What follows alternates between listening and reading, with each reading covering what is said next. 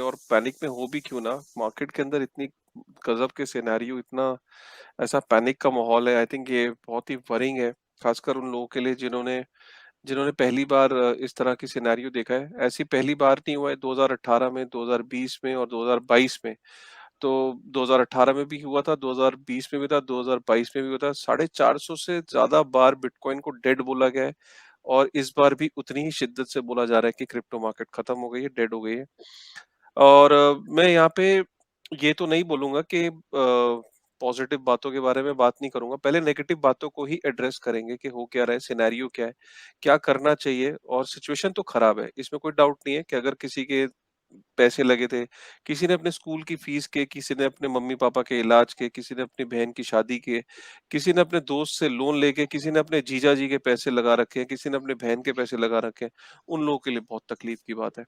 और यही web three की दुनिया में हमेशा बोलता आया हूँ यार, किसी से पैसे लेके मत लगाओ, लोन लेके मत लगाओ।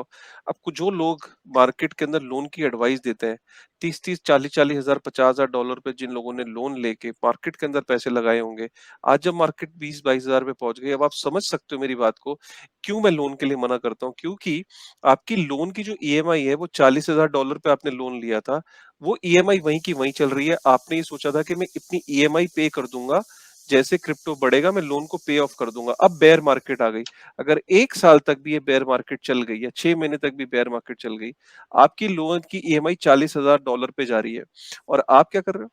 आप तो इसलिए तबाह बर्बादी, अगर आपको जिंदगी में लोन लेना है, तबाह होना है, आपने सुसाइड करना है, तो आप फांसी का फंदा मत लगाइए। आप 60वें मंजिल से कूदिए मत। आप अपने यहाँ चाकू मत लगा लीजिए। आप लोन ले लीजिए। अगर जिंदगी में बर्बाद होने की कोई मेडिसिन है, रियल वर्ल्ड में भी आप लोन ले लीजिए, हाउसिंग लोन ले लीजिए, गाड़ी का लोन ले लीजिए, पर्सनल लोन ले लीजिए और क्रिप्टो की दुनिया में भी आप लोन ले लीजिए। बर्बाद होने का इससे बेहतर तरीका नहीं हो सकता।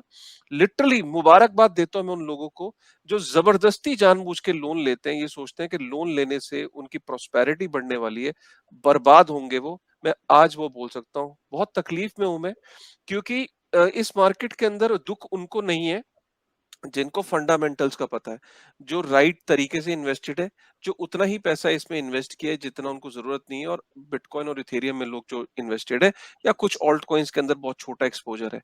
बर्बाद वो लोग हैं जिन्होंने मोटे मोटे लोन ले रखे हैं और लोन लगा के इसमें पैसे लगाए। Sorry to say that. और मैं तकलीफ में भी हूँ क्योंकि लोन तो मैंने भी लिया था ना, तभी तो बात बोल रहा हूँ। अरे उस तकलीफ को वो क्या समझे जो आग के शोलों पे चला ही नहीं, जो जिसने कभी समुद्र के अंदर तैरा ही नहीं, जो पानी के अंदर गया ही नहीं, स्विमिंग पूल के बाहर बैठ के स्विमिंग का ज्ञान नहीं दे रहा हूं मैं। लोन लेके पैसे बर्बाद किए, अपनी जिंदगी को बर्बाद किया है, डिप्रेस रहा हूँ 6 महीने 7 महीने।